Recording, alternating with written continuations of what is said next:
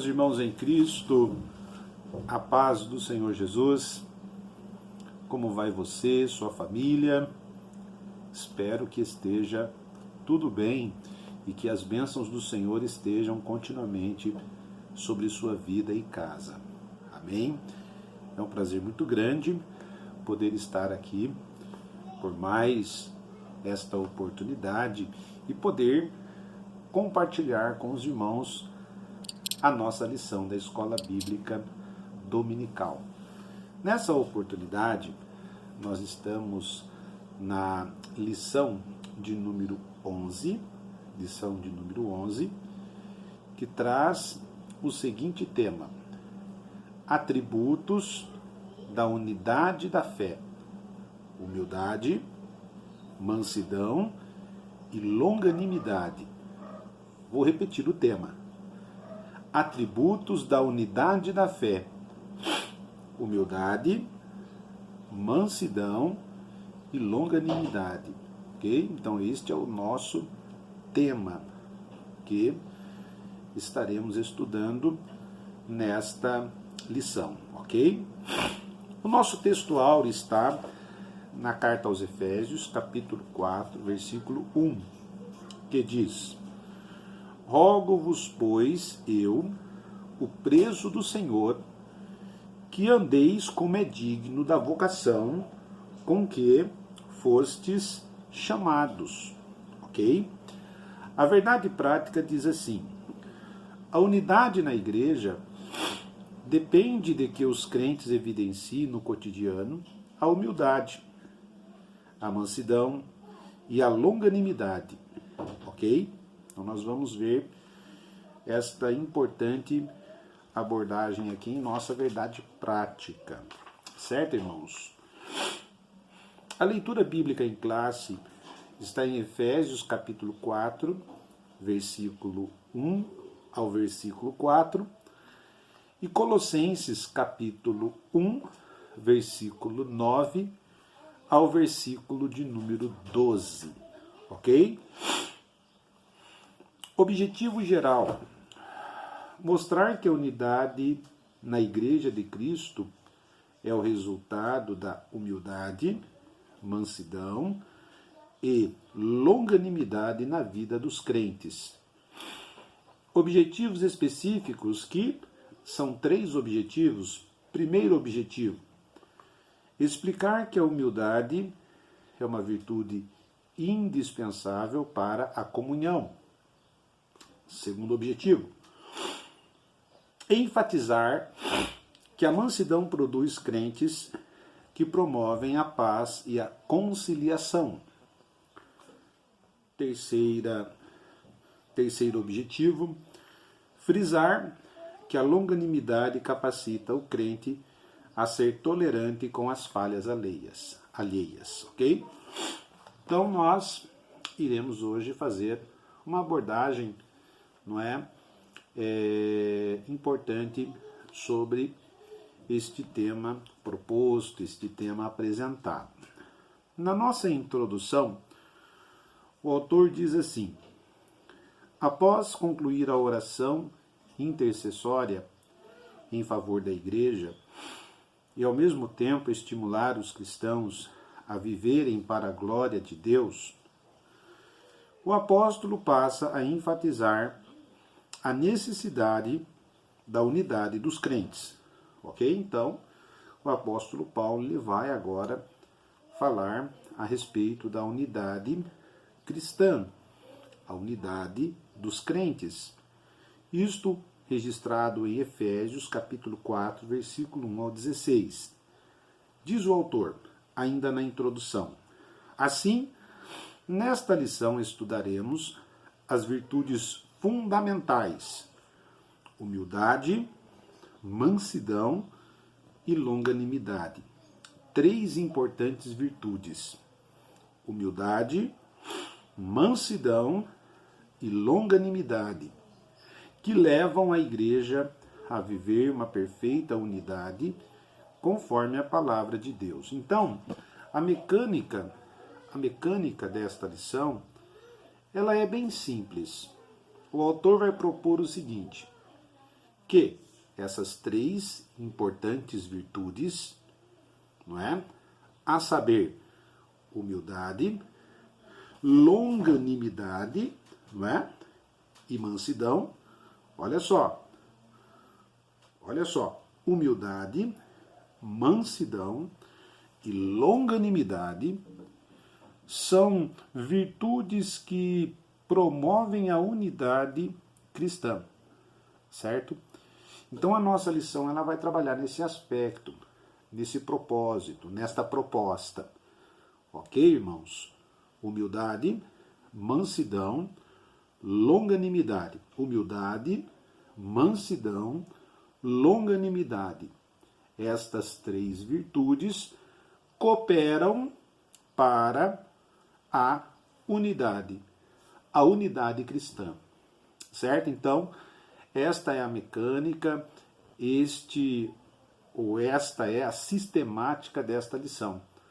Uma sistemática bem fácil de entender, basta lembrar, não é? Humildade, mansidão, longanimidade, virtudes que cooperam para a unidade, ok?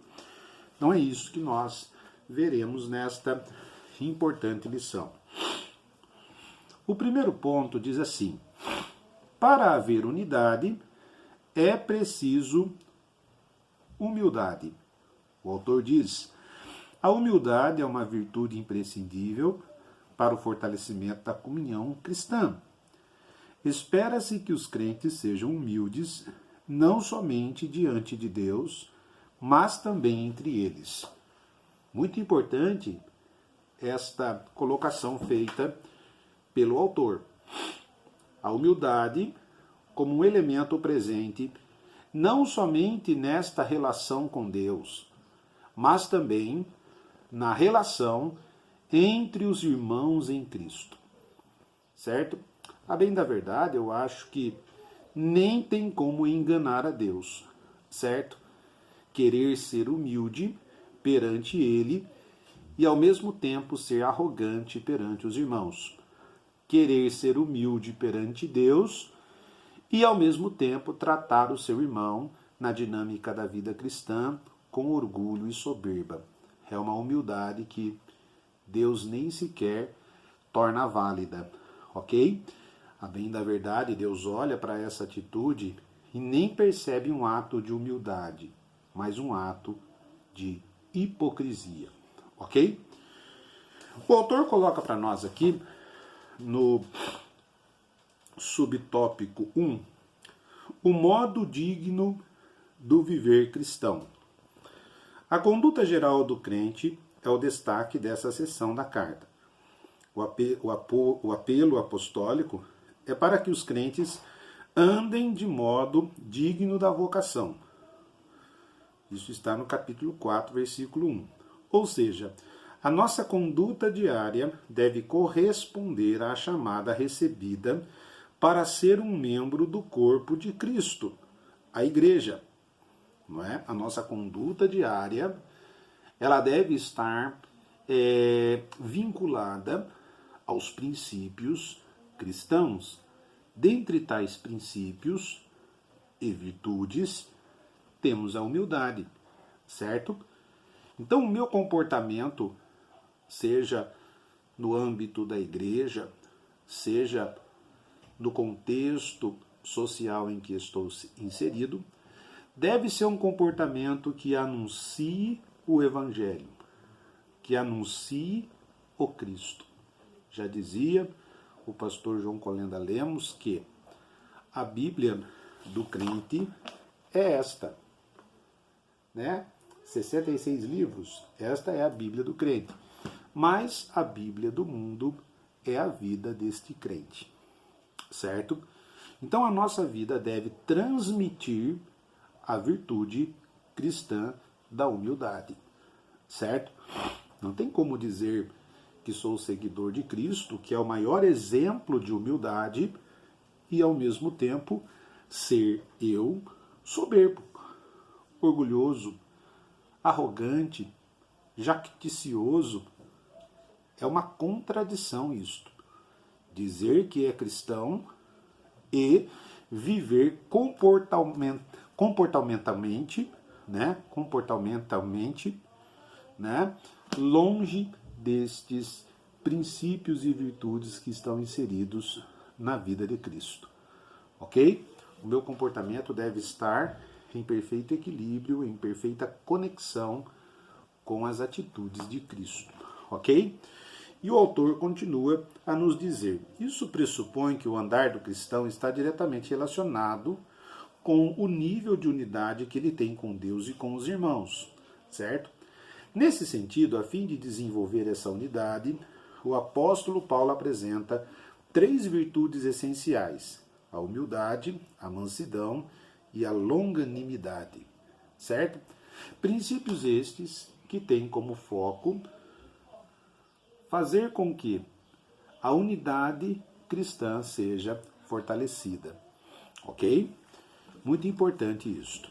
No subtópico 2, a humildade. O que seria a humildade, certo?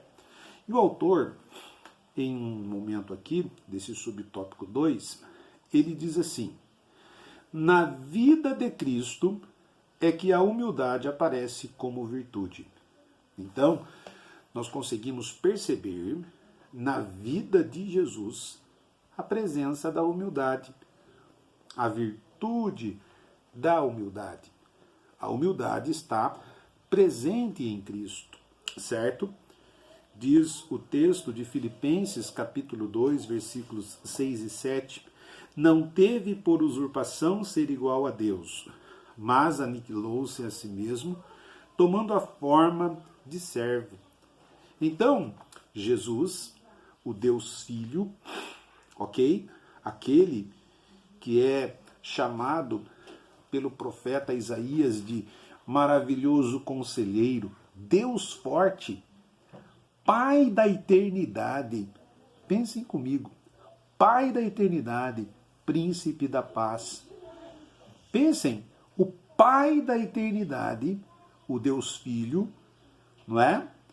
Tomando a forma de servo. Tomando a forma de servo, certo? Isto é humildade, ok? O autor coloca para nós aqui, no Evangelho de João, nosso Senhor lavou os pés dos apóstolos, dando o exemplo de humildade. João capítulo 13, versículo 13 ao versículo 15. Então, olha só, o Pai da eternidade assume a forma de servo e lava os pés dos discípulos, pecadores, como eu e você. Isto é humildade, certo, gente? Isto é humildade. A humildade presente em Cristo. A humildade evidente no comportamento de Cristo. Então, se existe humildade no meu Cristo, eu, como seguidor do Cristo, serei semelhante a Ele nesta prática virtuosa, ser humilde. Ok, gente? Então é importante isto. Mas não de uma humildade movida pela falsa aparência, e sim de uma ação que reconhece a importância e o valor do outro. Olha só o que nos diz a palavra do Senhor na carta aos Filipenses, capítulo 2, versículo 3. Nada façais por contenda ou por vanglória, mas por humildade, cada um considere os outros superiores a si mesmo. Certo? Então, uma pessoa humilde, ela reconhece o outro. Uma pessoa humilde, ela reconhece a importância do outro no corpo. Gente do céu, todos nós, como membros do corpo de Cristo, somos importantes. E precisamos da humildade para que possamos reconhecer que o outro é importante, assim como eu sou importante no corpo de Cristo. Simples isso. Puxa vida, todos dentro do corpo têm a sua função E cabe a mim, como membro do corpo, reconhecer que o outro é extremamente importante e valioso para o desenvolvimento do corpo. Certo, gente? Então é importante isso. Uma pessoa humilde, ela reconhece o valor do outro. Ela reconhece que o outro é extremamente importante. Ok? E outra, nós temos que tomar cuidado, né? De não sermos assaltados pela ideia de querer viver uma falsa humildade, né? A falsa humildade, ela pode até enganar os homens, mas não engana a Deus que tudo vê. Certo, gente? Não engana a Deus que tudo vê. Falsa humildade é a mesma coisa que hipocrisia. Ok? Vamos continuar aqui. No subtópico 3 do tópico 1, diz assim: a verdadeira humildade. O que fica claro em Jesus e no ensino do apóstolo Paulo é que a pessoa humilde expressa a modéstia em oposição ao orgulho e à arrogância, certo? Então, fica claro que a humildade, ela é o oposto ao orgulho e à arrogância. Uma pessoa humilde, ela não será orgulhosa e muito menos arrogante, ok? Trata-se de uma postura que favorece o bem da coletividade no lugar do egoísmo. João capítulo 17, versículo 21 ao 23. A humildade, então, tem como proposta o bem da coletividade, o bem do todo, certo, gente? E não o bem apenas para mim, certo? O humilde, ele olha a coletividade, ele olha o corpo em sua totalidade e não olha apenas para si mesmo. Ele não é amante de si mesmo, ele não vive apenas para si, mas admite a importância do todo. Assim, a verdadeira humildade coopera para a harmonia nos relacionamentos e promove a unidade no corpo de Cristo. Uma pessoa munida da virtude da humildade, ela promove o bom andamento do corpo de Cristo, certo? Entretanto, é importante ressaltar que esta e as demais virtudes são produzidas pelo Espírito Santo que habita no crente. Opa, importante isto. Estas virtudes são geradas em nós através da ação do Espírito Santo. Ok? Olha só que importante. Então, se eu tenho o Espírito Santo em minha vida, se o Espírito Santo reside em mim, desde o processo de conversão, porque nós cremos que o Espírito Santo passa a residir em nós desde o processo de conversão, né? Se o Espírito Santo está residindo em mim, estas virtudes serão geradas, ok? Eu não posso acreditar em alguém que se diz cheia do Espírito Santo, mas é orgulhosa, é soberba, é arrogante, cheia de si mesmo, ok? Eu não posso acreditar que uma pessoa desse tipo é cheia do Espírito Santo, pois uma pessoa que tem o Espírito Santo agindo poderosamente em sua vida será humilde, terá o valor, a virtude, a nobreza da humildade em suas ações. Ok, gente? E isso é importante, certo? Não há quem possa desenvolver tal conduta sem que o Espírito Santo o transforme. Gálatas capítulo 5, versículo 16. Ok? Então isto é muito importante. Humildade. Precisamos deste importante valor virtuoso. Certo, gente? Vamos então agora aqui para o nosso segundo ponto. O segundo ponto da nossa lição, ok? Para haver unidade é preciso mansidão, segundo ponto da nossa lição, certo? Então nós estamos aqui, irmãos, agora no tópico 2 da nossa lição. Para haver unidade é preciso mansidão. Este é o tema do nosso segundo tópico. O autor diz assim: a virtude da mansidão produz crentes capacitados a bem gerir os conflitos, promovendo paz e conciliação na igreja local.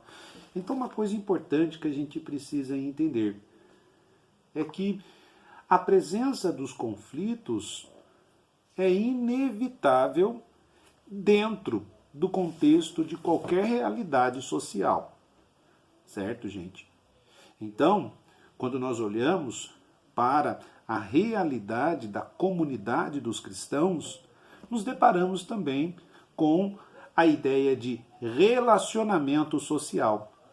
Pessoas que estão presentes ali convivendo. E nós não precisamos, aliás, nós precisamos entender que estas pessoas que estão convivendo em comunidade são pessoas que possuem imperfeições, possuem falhas, possuem erros, né? São pessoas que são seres humanos e, inevitadamente, em algum momento, surgirão conflitos. E estes conflitos só poderão ser vencidos, ok? Só poderão ser vencidos com a virtude da mansidão. A mansidão me dotará de capacidade para promover a paz em um cenário de conflitos e guerras. Certo, gente? Então, isto é extremamente importante para o comportamento cristão, para a promoção da unidade cristã. E o autor coloca para nós aqui, no primeiro subtópico, do tópico 2, mansidão, um fruto do Espírito. A palavra mansidão transmite o conceito de ternura, gentileza, cortesia e paciência. 1 Coríntios capítulo 4, versículo 21, 2 Coríntios capítulo 10, versículo 1 e 2 Timóteo capítulo 2, versículo 25. Essa qualidade é listada nas Escrituras como um dos aspectos do fruto do Espírito. Gálatas capítulo 5, versículo 22. Então, em Gálatas capítulo 5, versículo 22, nós temos ali o fruto do Espírito, não é? Que é composto por por pelo menos 9 grandes virtudes. Dentre elas, nós temos a virtude da mansidão. E aí é importante, irmãos, assimilarmos o seguinte: para o bom desenvolvimento do reino, precisamos dos dons espirituais, mas também precisamos do fruto do Espírito, certo? O fruto do Espírito, em suas 9 dimensões, 9 facetas ou 9 virtudes, devem fazer parte da nossa dinâmica de vida cristã. E o autor coloca para nós aqui a mansidão, ok? A mansidão é um estado que deriva da humildade. Se há em mim a humildade, logo também haverá em mim mansidão, ok? O termo indica moderação nas ações, bom trato para com o semelhante e ausência de precipitação. Olha só, moderação nas ações, ou seja, ser uma pessoa equilibrada, certo? Uma pessoa equilibrada, moderada, é uma pessoa que evita extremos. A pessoa que vive em extremos, hoje ela está lá, né, numa ponta, amanhã ela está lá na outra ponta oposta, certo? Mas a pessoa moderada, ela não viverá na extremidade das coisas. Ela viverá dentro da moderação, do equilíbrio, que é este meio termo entre as duas pontas. Certo? Uma pessoa mansa é uma pessoa equilibrada, é uma pessoa que age com sensatez, é uma pessoa que pensa para falar, é uma pessoa que não é preconceituosa no sentido de construção de conceitos, é uma pessoa que analisa o todo e não conclui situações apenas por uma parte, certo, gente? Então, isto é uma pessoa mansa. A mansidão nos traz este equilíbrio para o ato de conviver em comunidade. Certo, irmãos? E isso é importante. Uma pessoa mansa, ela tem bom trato com as pessoas. É uma pessoa que trata bem as outras pessoas. É uma pessoa que tem essa disposição de tratar bem qualquer que seja a pessoa. Certo? Seja uma pessoa que está num ambiente cristão, não é? Que vive ali conosco como irmãos em Cristo, seja em qualquer outro ambiente social, ela trata bem as pessoas. Ela trata as pessoas muito bem, ok? E também a ausência de precipitação. Como eu disse, é uma pessoa que pensa muito antes de fazer certas coisas, que não age precipitadamente. Esta é a característica de pessoas com mansidão. No subtópico 2, diz o autor, temos o seguinte tema, melhor dizendo: grandes exemplos de mansidão, Moisés e Jesus Cristo. Ok? Então o autor aqui agora, ele nos traz grande exemplo, ou dois importantes exemplos de mansidão, Moisés e Jesus Cristo. Em Números capítulo 12, versículo 3, Moisés é reconhecido como o homem mais manso do mundo, certo? Mais manso do mundo, certo? E a mansidão de Moisés, também como a mansidão de Cristo, segundo o autor, é presente diante dos conflitos que surgiram, cada qual em sua realidade, cada qual em sua vida, não é? O autor diz assim: essa reputação se deu em virtude de o legislador, no caso de Moisés, e a sua reputação de homem mais manso do mundo, entre outros aspectos, não revidar nem guardar rancor quando foi atacado pessoalmente. Números capítulo 12, versículos 1 e 2. Então, uma pessoa mansa é uma pessoa que não revida. Ela pode até sofrer os ataques, mas com certeza essa pessoa não nutrirá em seu coração a disposição para a vingança. Certo, gente? A vingança não estará presente no seu coração. Não é? Bom, fez o mal para mim, espera um pouquinho, eu vou pegar ali na curva, ele vai ver só. Né? Tem gente que é assim, a vez dele vai chegar. Né? Então existem pessoas assim, mas quem tem mansidão não age assim. Ok? Quem tem mansidão segue em frente, não é? Vai adiante, perdoando, certo? E jamais nutrindo a disposição para a vingança. Ok, gente? Então, nós vamos ver isto presente em Moisés. Vamos ver isso presente em Cristo, né? Nessa mesma perspectiva, Jesus Cristo manteve o autocontrole enquanto era injustamente caluniado, não é? Mateus capítulo 12, versículo 14 ao 21. Jesus, sendo incrivelmente caluniado, manteve, não é? Manteve o autocontrole. Ficou ali centrado, tranquilo, não bateu boca com ninguém, né? Não foi para as vias de fato, não apelou para a violência, não. Autocontrole, pessoa mansa, não é? Já vi casos de crentes dizerem que, olha, bateu, né? Em mim leva.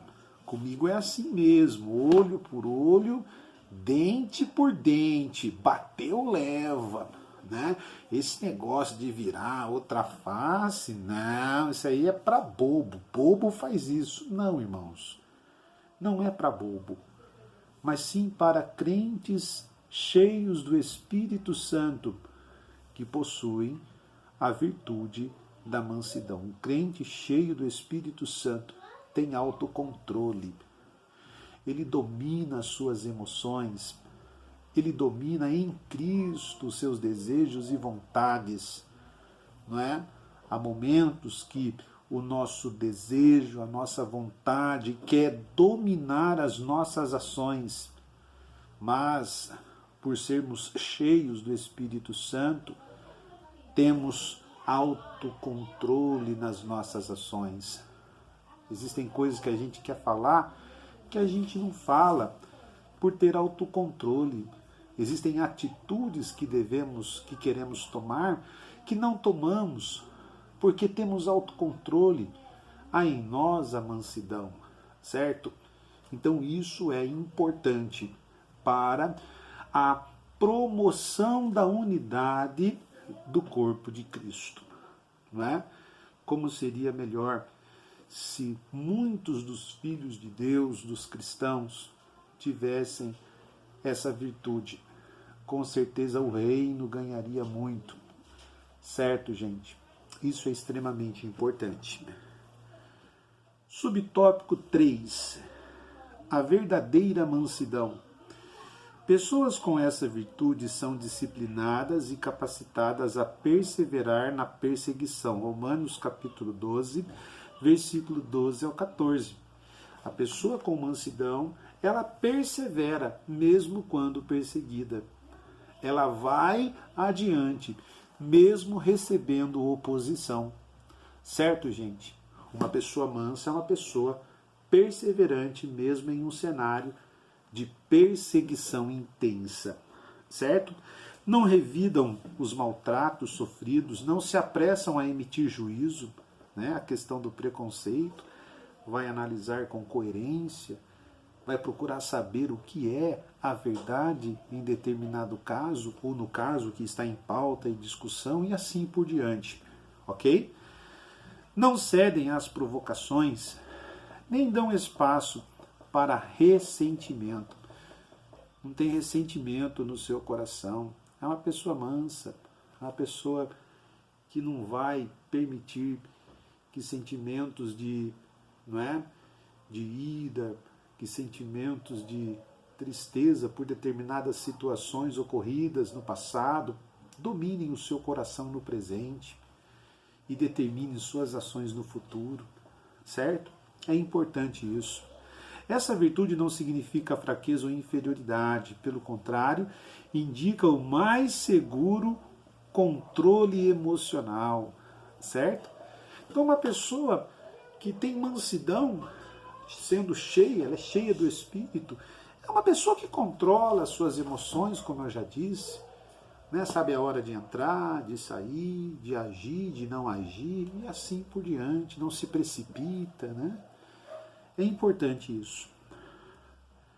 Quarto ponto, ou quarto subtópico do ponto 2, mansidão pressupõe conciliação. O comportamento conciliador é a demonstração prática da conduta de quem possui mansidão por meio de uma postura equilibrada diante de circunstâncias diversas. 1 Pedro capítulo 2, versículo 23. Ele transmite a ideia de pacificação, um meio harmonioso de administrar os conflitos, 2 Coríntios 2 e 10. Então ele é um pacificador. Está lá, né? O conflito muito amplo entre os irmãos. Os irmãos estão em conflito, certo? E aí ele chega naquele contexto onde existe conflito, por ser uma pessoa com mansidão, ele vai apaziguar aquele conflito. Ele vai apagar aquela fogueira. Ele vai colocar um ponto final naquela situação de guerra, né, de conflito. Então, uma pessoa que tem mansidão é uma pessoa que apazigua, é uma pessoa que é pacificadora. E nós estamos hoje carentes de irmãos pacificadores, mansos. Oh Deus, que Deus nos ajude, né, irmãos? Que Deus nos ajude, irmãos pacificadores, irmãos que tenham disposição de promover a paz, né? E não de promover as guerras, seja no relacionamento interpessoal, na comunidade dos irmãos, seja no ambiente familiar, seja no ambiente tecnológico das redes sociais, né? Promover a paz, que eu vejo de irmãos brigando, né? Nas redes sociais, por certos posicionamentos e assim por diante, irmãos até que estão se ferindo, né? E comprometendo a convivência de ambos no corpo de Cristo, né? Só Deus para nos dar vitória, né, irmãos? Então, é uma situação complicada, ok? Então, aquele que é manso, ele promove a conciliação. Ele é pacificador. Certo, irmãos? Vamos aqui, então, para o nosso último tópico. Tópico 3. Para haver unidade é preciso longanimidade para o exercício do perdão. A importância do perdão. A virtude da longanimidade capacita o crente a ser tolerante com os erros alheios e assim liberar o perdão aos ofensores. A importância de liberar perdão. Nós não devemos nos inclinar à disposição vingativa, né? Vingança. Existem pessoas que preferem andar pelo caminho da vingança.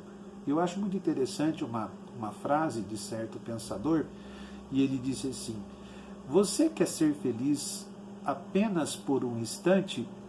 Então vingue-se. Olha só. Você quer ser feliz apenas por um instante? Então vingue-se. Mas você quer ser feliz pelo resto da vida? Perdoe. Olha só. Você quer ser feliz pelo resto da vida? Perdoe. Perdoar é bom. E podemos sim perdoar qualquer que seja a ofensa, sendo nós sustentados pelo Espírito Santo. O Espírito Santo pode nos dar forças necessárias para perdoarmos. Ok? E diz aqui no primeiro tópico, aliás, no primeiro subtópico do tópico 3, né? Longanimidade, um fruto do Espírito, né? Longanimidade tem o sentido de paciência, tolerância e constância. 1 Pedro, capítulo 3, versículo 20, 2 Pedro, capítulo 3, versículo 9 e Colossenses, capítulo 3, versículos 12 e 13. É mais um dos aspectos do fruto do Espírito desenvolvido no crente. Em termos gerais, essa virtude significa tolerar pacientemente a má conduta dos outros. Ou, irmãos, tolerar, né? Uma pessoa que possui a longanimidade, ela tolera. É uma pessoa que irá tolerar as diferenças, os pensamentos que de repente não são semelhantes ao da pessoa que está se posicionando e assim por diante. A pessoa que possui a longanimidade é uma pessoa tolerante, ok? 1 Coríntios, capítulo 6, versículo 1 ao 6. Contudo, o exercício da paciência requer a virtude do amor. Ok, irmãos? Então, o tolerante é uma pessoa que possui a virtude do amor. Então, eu tolero os defeitos do meu irmão, mas, ao mesmo tempo, eu tenho amor suficiente para dialogar com ele sobre tal atitude. certo? Subtópico 2 do tópico 3, suportando uns aos outros. Durante a nossa jornada cristã, nos depararemos com múltiplas situações de hostilidade, né? Atos capítulo 14, versículo 22. São nesses momentos conflituosos na igreja que devemos suportar uns aos outros em amor, né? Existem momentos de conflitos dentro da igreja, e já disse sobre isso, porque apesar de estarmos dentro da igreja, ainda continuamos sendo seres humanos e muitas das vezes permitimos que a carnalidade domine as nossas ações, nosso comportamento, nossos pensamentos, a nossa fala e assim por diante. E precisamos suportar em amor aqueles que assim o agem. A expressão indica que, infelizmente, teremos de enfrentar excessos cometidos em nosso meio, como as provocações alheias e atitudes carnais, ok? Como eu disse, assim como temos no seio da igreja pessoas espirituais, também temos muita gente que possui uma alta inclinação para a carnalidade, certo? E o último subtópico do tópico de número 3, o perdão como premissa do amor. O amor é um atributo divino. 1 João, capítulo 4, versículo 8. Né? Deus é amor. O principal aspecto do fruto do Espírito, Gálatas, capítulo 5, versículo 22. É uma virtude altruísta que nos conduz a tratar aos outros como gostaríamos de ser tratados. Mateus, capítulo 7, versículo 12. Inclusive, isto é um ponto importante da ética do reino. Você faz para os outros o que você gostaria que fizessem para você, certo? Então, se você gosta de ser perdoado, você precisa aprender a perdoar, certo, gente? Isso é importante. Desse modo, a tolerância entre irmãos em Cristo deve ser mútua, isto é, amando ardentemente uns aos outros com um coração puro. 1 Pedro, capítulo 1, versículo 22. Perdoando e sendo perdoado. Quando esse estilo de vida é adotado pelos crentes, acabam-se as disputas na igreja. Certo, gente? Isso é extremamente importante. Quando existe o perdão, não é? Como uma consequência do ato de longanimidade, com certeza muitas coisas podem ser solucionadas dentro da igreja. Por fim, em conclusão, vimos o convite de Paulo aos crentes para viver digno de uma perfeita unidade. Para garanti-la, mostramos que algumas virtudes são essenciais: a humildade, que fortalece a unidade, a mansidão, que gere os conflitos, a longanimidade, que suporta os erros alheios. Quando os crentes vivem essas virtudes, as dissensões desaparecem e o nome de Jesus Cristo é glorificado. Mateus capítulo 5, versículo 16, 1 Coríntios capítulo 1, versículo 10. Então, irmãos, nós podemos concluir, como eu já disse no início da nossa lição, são virtudes que promovem a unidade do corpo, certo? Virtudes que promovem a unidade do corpo.